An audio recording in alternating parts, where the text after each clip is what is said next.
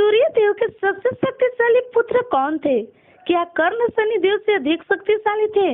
या यमराज और सुग्रीव में कौन अधिक बलशाली था? या अश्विनी कुमार ही सबसे बलशाली थे? कौन थे सूर्य देव के 3 सर्वाधिक शक्तिशाली पुत्र जिनका बल पराक्रम शक्ति की कोई सीमा न थी? नमस्कार दोस्तों, आप सभी का स्वागत है लेडीज मोटिवेशनल पीएस में। आप लोगों से रिक्वेस्ट है, वीडियो पर आगे बढ़ने से पहले हमारे चैनल को सब्सक्राइब करें। वीडियो पसंद आए तो वीडियो को लाइक कमेंट शेयर करें और वीडियो को पूरा देखें। सुग्रीव और कर्ण शारीरिक बल में सुग्रीव ही अपने भाई बाली की तरह ही बलशाली थे। बड़ी बड़ी चट्टानों और पेड़ों को उखाड़कर फेंकने में सक्षम थे। उन्होंने कुंभकर्ण के पुत्र कुंभ और रावण के भाई महोदर को मार गिराया था। कुंभकर्ण के नाक और कान भी काट डाले थे। उन्होंने केवल मुष्टिका के प्रहार से ही बेरू पक्ष राक्षस का वध कर डाला था।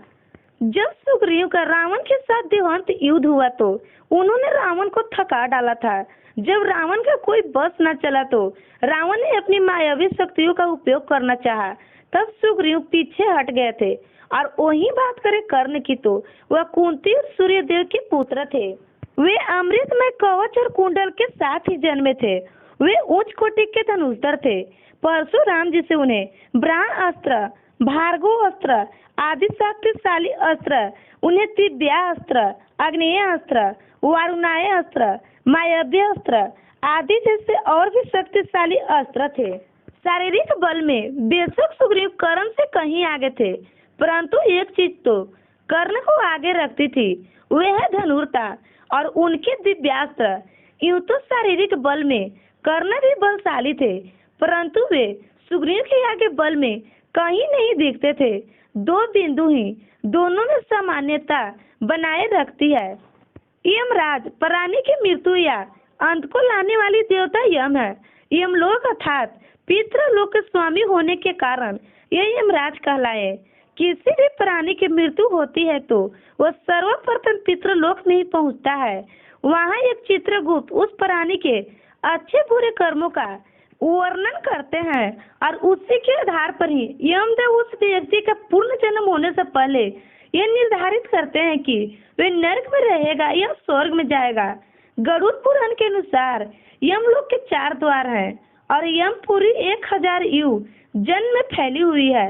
यमराज एक शक्तिशाली देव हैं और वे उनके अस्त्र शस्त्र भी बहुत शक्तिशाली हैं। उनके पास महाभय काल दंड है जो उन्हें ब्रह्मा जी से मिला था। वे महाभय काल दंड एक बार किसी पर छोड़ दिया जाए तो वे शत्रु को नष्ट करके ही लौटता है। रामायण के उत्तरकांड के अनुसार जब रावण यम से युद्ध करने पहुंचा था तो उस समय यमराज रावण पर काल दंड का प्रहार करने के उद्यत हुए थे, परंतु तभी ब्रह्मा जी वहां पहुंच गए थे और यम से बोले, तुम इसके प्रहार रावण पे मत करो, क्योंकि इसके प्रहार से कोई भी प्राणी एक मुहूर्त भी जी नहीं सकता था, क्योंकि मैंने उसे बनाया ही ऐसा है। यह कभी निष्फल नहीं होता और रावण को वरदान दे चुका हूँ।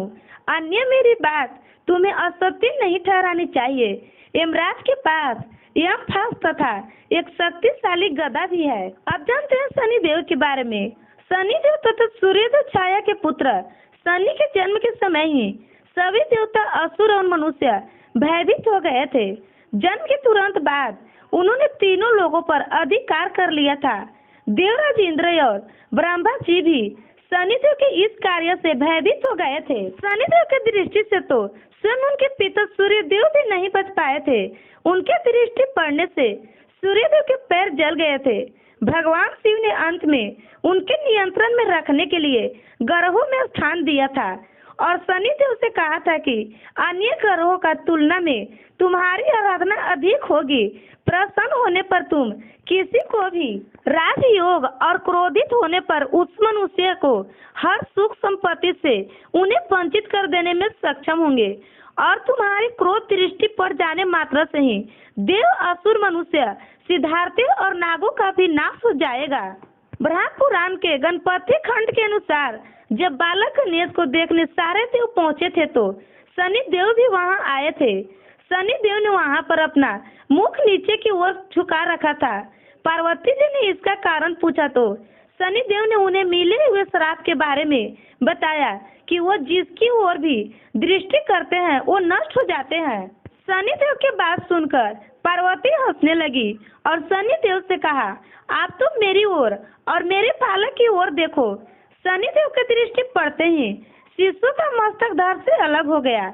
इन सभी से शनिदेव का बल का अनुमान लगाया जा सकता है। शनिदेव के अस्त्र शस्त्रों में सूर्य, गदा और फरसा प्रमुख है। शनिदेव कर्मों के अनुसार ही फल देते हैं, चाहे वह अच्छा हो या बुरा हो। वे तब तक जब तक वे प्राणी जीवित है। मनुष्य की मृत्यु के उपरांत एक कार्य यमदेव करते हैं।